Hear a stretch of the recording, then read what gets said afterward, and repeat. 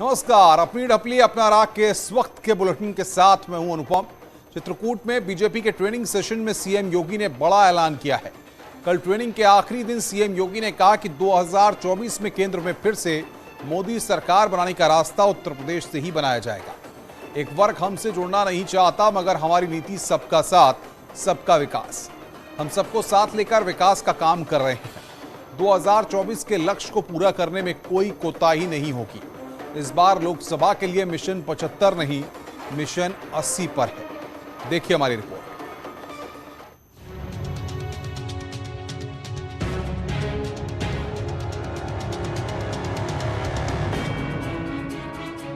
मैं समझता हूं कि पहले से भी 14 और 19 से भी ज्यादा बड़ी जीत हम सब लोग हासिल करेंगे। किस तरीके से राजनीति में काम करना है वो तो एक है, किस तरीके से राजनीति का त्याग करना है। मैंने 14 के चुनाव में कहा था कि सपा का संसदीय दल जाएगा इनोवा में और कांग्रेस संसदीय दल जाएगा मारुति 800 में। वही हुआ, 5 और 2 गए थे। अब की बार 5 भी नहीं मिलने सपा को। सबका साथ, सबका विकास और सबका विश्वास सिर्फ नहीं नारा, ये है उद्देश्य हमारा।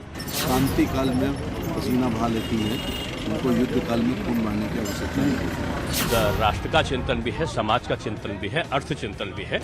और इस बार तो 80 का 80 लक्ष्य लेकर हम सब लोग चले हैं और उसको हासिल करेंगे।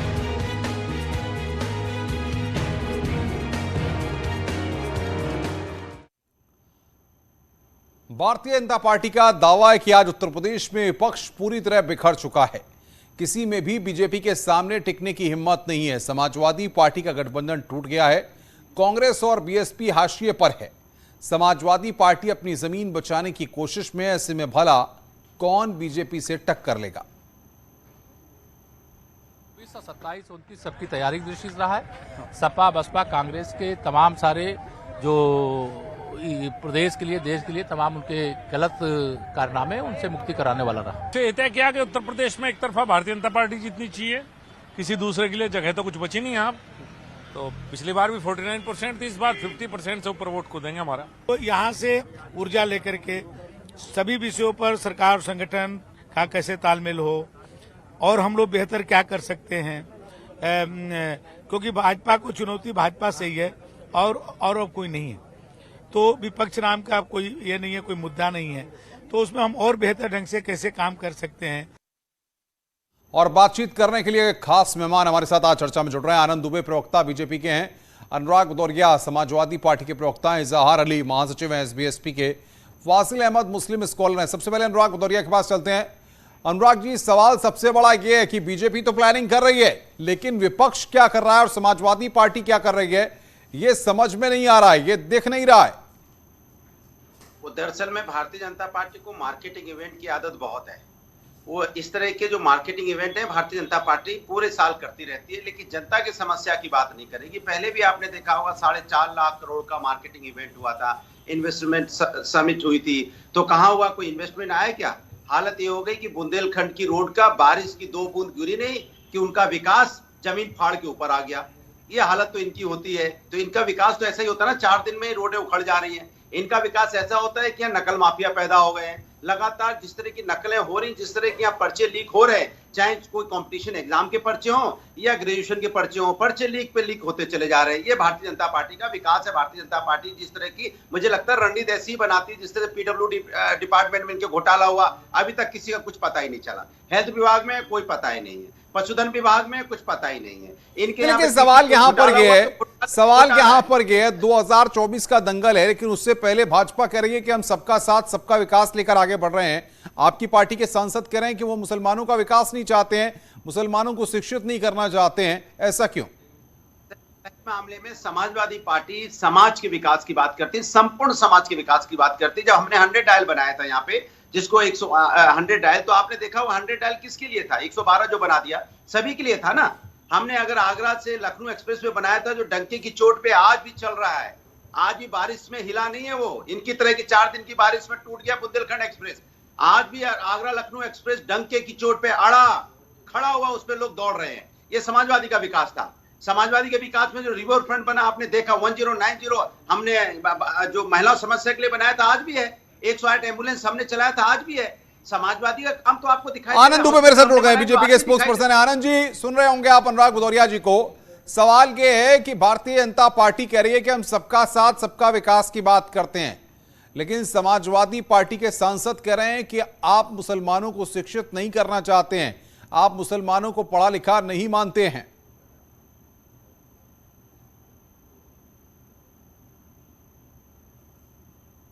आनंद दुबे जी, आवाज आ रही है आपको मेरी?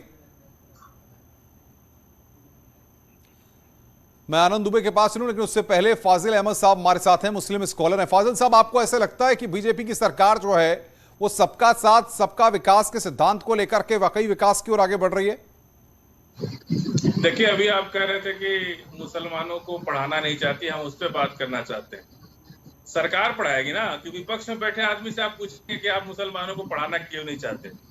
अरे एक भी कंप्यूटर किसी मदरसा में पहुंचा आज 8 साल के अंदर? सरकार को ये बात का जवाब देना चाहिए ना कि उसकी क्या जिम्मेदारी है। एक हाथ में कुरान, एक हाथ में कंप्यूटर। आज भी एक भी मदरसा में कोई एक कंप्यूटर सरकार का पहुंचा? ये बताए बीजेपी के प्रवक्ता। दूसरे पर बात करने से ज्यादा अच्छा है खुद पर मंथन करना। केवल चुनाव जीतने की रणनीति बनाना और जनता के लिए कुछ न करना। केवल चुनाव कैसे जीता जाए, आपको वोट मिल रहा है जात धर्म मजहब के नाम पर, आप कुछ काम करना नहीं चाहते। तो बस ये है कि मुसलमान हिंदू यही करते रहिए, इसी पर आप सोच रहे हैं कि हम तो आज तक इसी पे जीते हैं, आगे भी जीतते रहेंगे। आनंद दुबे जी, आवाज आ रही है आपको मेरी? आनंद जी तक लगता है आवाज नहीं हो पा रही है। फाजिल साहब, जैसे ही आवाज पहुंचेगी हम उससे संपर्क करेंगे। अनुराग भदौरिया जी, सवाल सबसे बड़ा यह है कि जब इस तरीके की स्थितियां हैं, इस तरीके के हालात हैं, तो 2024 में आप कैसे अपनी तैयारी कर रहे हैं? कैसे बीजेपी को आप घेरेंगे? तो आपको एहसास हो जाएगा जिस महंगाई और जिस बेरोजगारी से लोगों की कमर टूटी है। अगर उत्तर प्रदेश की बात करें, पूरे देश की बात करें, लोग महंगाई बेरोजगारी से आत्महत्या करने पे मजबूर हो गए हैं। जो हालत डीजल पेट्रोल की आपने देखी है, क्या महंगाई है, या खाद्य पदार्थों का आप देख लो। और जो आम जो मिडिल क्लास था उसके लिए भी इन्होंने नहीं छोड़ा। आटा, चावल, दाल, दूध, दही, छाछ में भी इन्होंने 5% जीएसटी लगा दी। अब बताइए, त्योहार का वक्त है, कृष्ण भगवान का जन्मदिन आने वाला है, अब उस दूध दही पे आपने जीएसटी लगा दी। अरे भगवान के नाम पे तो छोड़ देते, कम से कम प्रभु का भी जन्म होने वाला है, वहां जन्माष्टमी लोग मनाएंगे धूमधाम से, दही और दूध का उपयोग होगा, और आपने उसमें भी जीएसटी लगा दी 5%।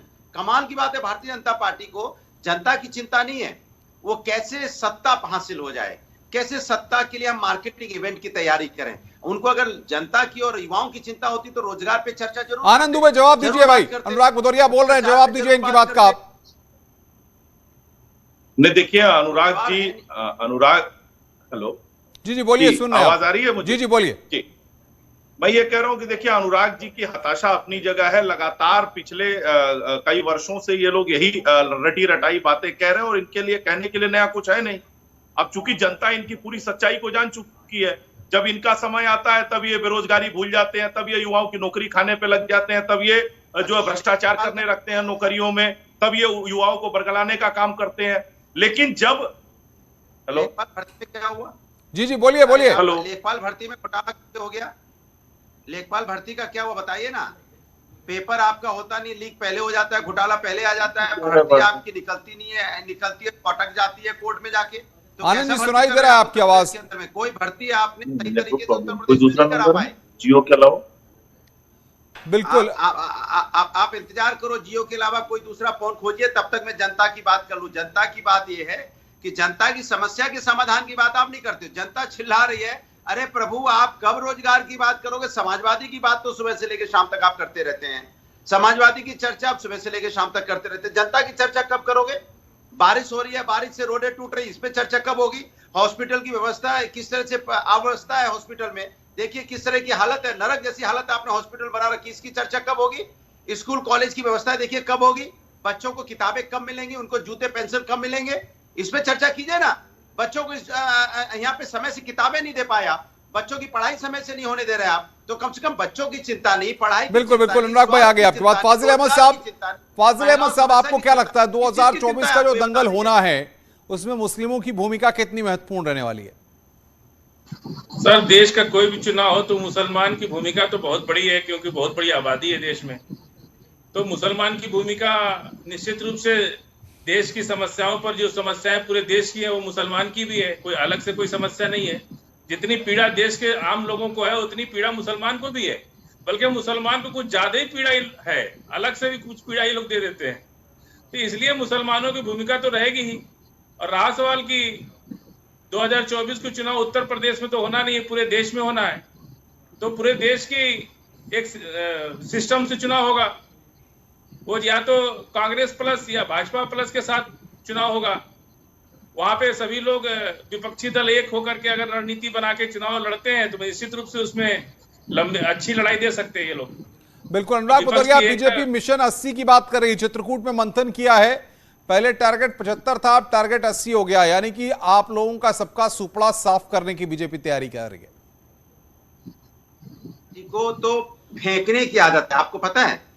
जनता सब समझ गई है कि जो भारतीय जनता पार्टी है ये जुमलेबाज पार्टी है, झूठी पार्टी है, जो कहती है ठीक उसका उल्टा होता है।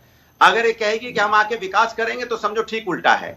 अगर ये 80 कह रहे हैं तो 80 का उल्टा कर लीजिए, 8 सीटें इनकी आने वाली, मुश्किल से 8 सीटें आ जाए तो बड़ी बात है। ये बस जीरो को आगे लगा रहे हैं, जीरो को 8 के आगे लगाए, थोड़ा और आगे लगा देंगे तो 8 ही सीट इनकी आने वाली। क्योंकि भारतीय जनता पार्टी को आप जानते ही हो, भारतीय जनता पार्टी जो कहती है उसका उल्टा कर दीजिए आप, बस आपको सारा पिक्चर क्लियर हो जाएगी। इसलिए भारतीय जनता पार्टी को समझने के लिए आपको ज्यादा मैथमेटिक्स की जरूरत नहीं है, ज्यादा कैलकुलेट करने की जरूरत नहीं है। जो कहे उसका उल्टा कर दीजिए, आपको उसका आपको आंसर मिल जाएगा। दूसरी बात, भारतीय जनता पार्टी से मैं पूछना चाहता हूं, उत्तर प्रदेश के अंदर में लगातार जो घोटाले हो रहे हैं, इस पे कब जांच होगी? बिल्कुल। आनंद दुबे जुड़ गए हैं, मैं जवाब ले लेता हूं आपकी बातों का सारी का। आनंद जी जवाब दीजिए भाई, महंगाई तमाम मसलों को लेकर सपा कह रही है कि 2024 में जनता आपको बाहर फेंक देगी। देखिए अनुपम जी, मैं यही कह रहा था, मैं आवाज कट गई थी। ये बेरोजगारी, महंगाई, इन सारे मुद्दों पर समाजवादी पार्टी चुनाव लड़के देख चुकी और जनता पूरी हकीकत को जानती है कि जब समाजवादी पार्टी की सरकार होती है तो बेरोजगारी की स्थिति क्या होती है। इनके समय में बेरोजगारी दर 17.1% थी, हमारे समय में बेरोजगारी दर घट के 4.1% हो गई। इनके समय में कुल इन्होंने 2 लाख सरकारी नौकरी दी, हमने इनसे ज्यादा जो है करीब 4.25 लाख सरकारी नौकरी दी। इसके अलावा इनके समय में भ्रष्टाचार का क्या आलम था, इनके समय में लॉ एंड ऑर्डर की क्या स्थिति थी, किस तरह से लोगों की जमीनें कब्जा हो जाती थी, किस तरह से युवाओं का भविष्य सुरक्षित नहीं था, उनकी नौकरियां खा लेते थे। तो जब ये विपक्ष में आते हैं तो इनको तमाम तरह की चिंता सताने लगती है। लेकिन सत्यता यह है कि चूंकि लगातार इनकी हताशा बढ़ती चली जा रही है और इनको ये समझ नहीं आ रहा है कि इनको आगे 24 का चुनाव लड़ना कैसे है। अब देखिए चाचा साथ छोड़ गए, ओम प्रकाश राजभर जी इनका साथ छोड़ गए, ओम प्रकाश राजभर जी इनके ऊपर आरोप लगा रहे हैं कि इन्होंने पैसे लेकर सीट बेच दी। उसका जवाब अनुराग भदौरिया जी नहीं देंगे कि ओम प्रकाश राजभर जी के साथ आप गलबैया कर रहे थे, उन्होंने आपको छोड़ दिया। मायावती जी के साथ आपने गठबंधन किया, उसूलों को ताक के रख के उन्होंने आपको छोड़ दिया। कांग्रेस पार्टी के साथ आपने गठबंधन किया, कांग्रेस पार्टी ने आपको साथ छोड़ दिया। अब आप चिंता करिए कि किस तरह से आप 2024 का चुनाव लड़ेंगे। 2024 में तो मुझे लगता है कि समाजवादी पार्टी को समाजवादी पार्टी हो जाएगी। समाजवादी पार्टी का उत्तर प्रदेश में कोई नाम लेने वाला नहीं बचेगा। एक एक करके अपनी बातों को रखिए भाई। भदौरिया जी मिलकर पार्टी चलाएंगे। जनता पार्टी की सरकार में हो रहा है और निर्दोषों को किस तरह से आप मार रहे हो, सबने देखा। मनीष गुप्ता को जिस तरह से आपने गोरखपुर में मार डाला, शासनकाल में क्या होता था, गोली से आपने लखनऊ में मार डाला, तो निर्दोषों का किस तरह से आप पीट के आप करते थे, आपके कार्यकर्ता जिंदा दलाली करते थे। नहीं, आपस में लड़ाई नहीं, इस तरह से नहीं, अखाड़ा मत बनाइए। इजहार अली महासचिव है एसबीएसपी के, हमारे साथ है। इजहार अली जी, स्वागत है आपका। समझना चाहते हैं, अब आपने समाजवादी पार्टी से तो अपनी राहें अलग कर ली हैं, लेकिन आप 2024 के लिए आप किसके साथ जा रहे हैं, क्या रोड मैप है आपका, कब तक तस्वीर साफ कर रहे हैं आप? देखिए, मैं आपको बता दूं अनुपम जी, समाजवादी पार्टी से राहें हमने नहीं अलग की है, समाजवादी पार्टी ने हमको तलाक दिया है। जब उन्होंने तलाक दिया तो हमने कबूल कर लिया। और रही 2024 की बात, तो 2024 की देखिए हमारी पार्टी का सिद्धांत है, जो भी हमारे दलित, पिछड़े, अल्पसंख्यक, शोषित, वंचित जो समाज है उनके लिए हम लड़ाई लड़ रहे हैं और अपने सिद्धांतों वसूलों के साथ हम समझौता नहीं करते हैं। इसीलिए मैं कहता हूं बार बार कि वसूलों पे आंच आए तो टकराना जरूरी है और जिंदा हो तो जिंदा नजर आना जरूरी है। और इसी जिंदा दिली के साथ हम गांव गांव, गली गली, डगर डगर जाके संगठन बनाने का, लोगों को जोड़ने का काम कर रहे हैं और उनकी लड़ाई, ताकि एक बड़ा संगठन बन के उनकी लड़ाई मजबूती के साथ लड़ी जाए। जो हमारे मुद्दे थे पार्टी के, वही मुद्दों के साथ हम जनता के बीच में जाएंगे।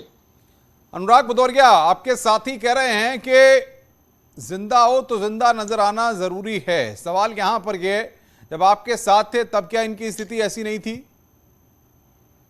तो देखिए, वो जिंदा हो तो जिंदा रहना जरूरी है, उसके लिए जिंदा रहना पड़ता है। घुटने टेक के चुपके से दूं भगा के किसी की गोदी में नहीं बैठना पड़ता है, उसके लिए संघर्ष करना पड़ता है, सत्ता दल के खिलाफ लड़ना पड़ता है। महंगाई बेरोजगारी पे आप सत्ता दल के साथ जाके मिल नहीं जाते हैं। आपको जिंदा रहना है तो जिंदा दिखने के लिए आपको संघर्ष करना पड़ेगा, रोड पे आके विपक्ष में काम करना पड़ेगा। सत्ता की मलाई चाटनी नहीं पड़ेगी। अगर सत्ता की मलाई चाटनी है तो कहां से जिंदा रहोगे?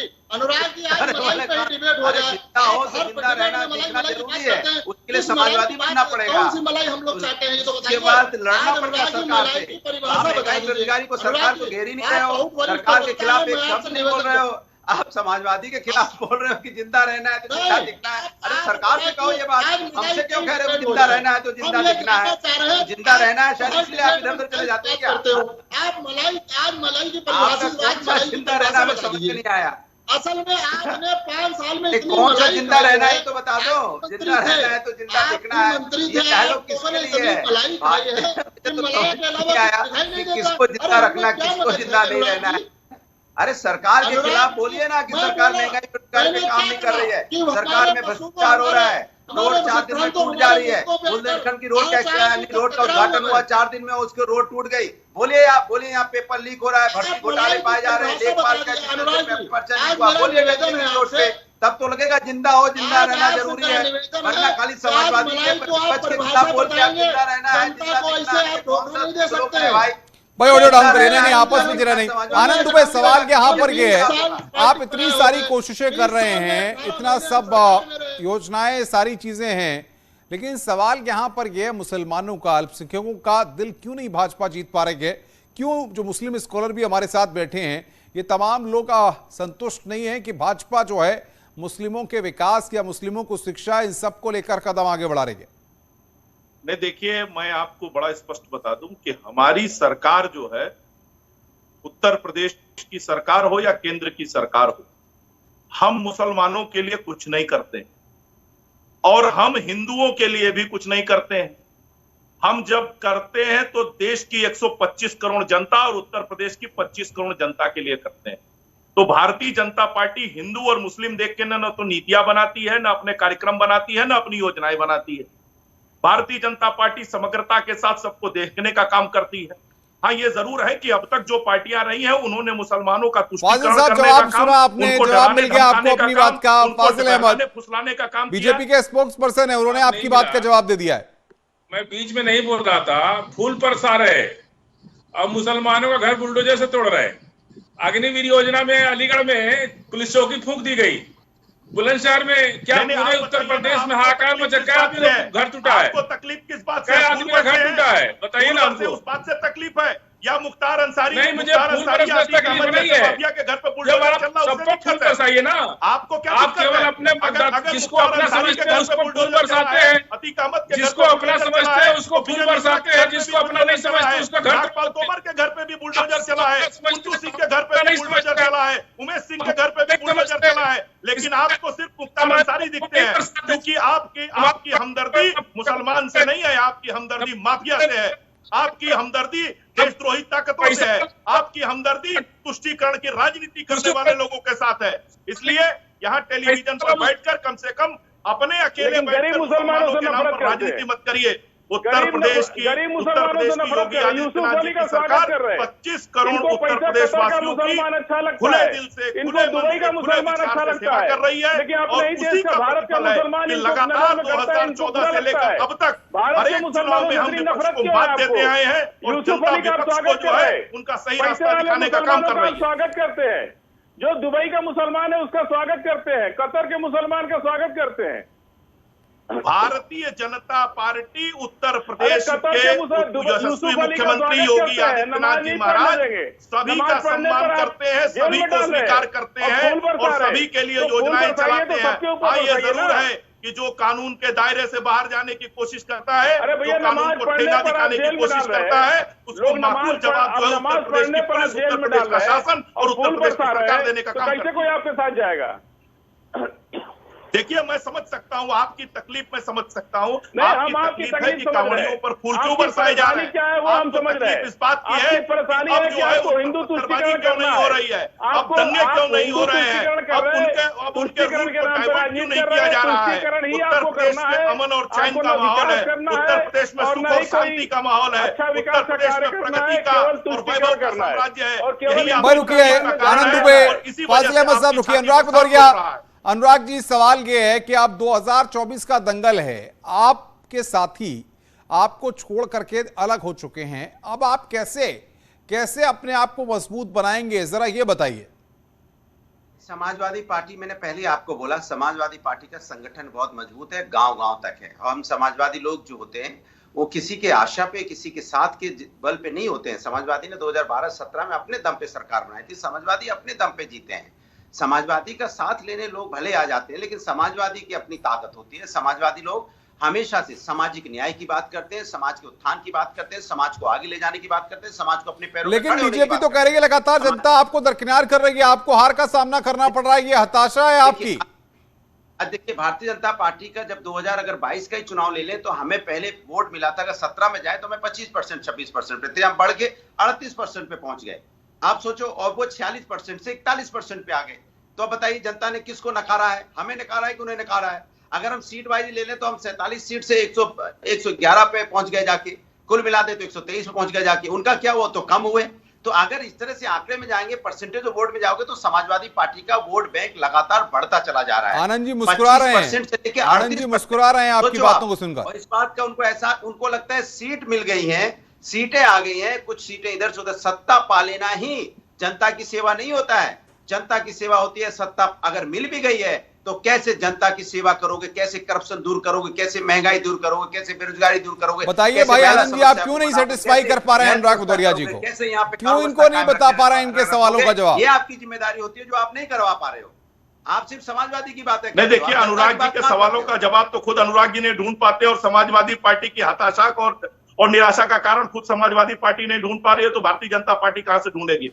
लेकिन एक चीज बहुत स्पष्ट रूप से मैं कह देना चाहता हूं आपसे, रामधारी सिंह दिनकर ने कहा, तेजस्वी सम्मान खोजते नहीं गोत्र बतलाकर, पाते हैं जग में प्रशस्ति अपना कर्तव्य दिखलाकर, हीन मूल की ओर देख जग सही कहे या ठीक, तीर खींचकर ही रहते हैं इतिहासों में ली। तो भारतीय जनता पार्टी योगी आदित्यनाथ जी की अगुवाई में नरेंद्र मोदी आनंद जी, मेरे पास अनुराग भदौरिया, इजहार अली साहब, फाजिल अहमद साहब, वक्त की कमी, आप सबको यहीं रोकना होगा।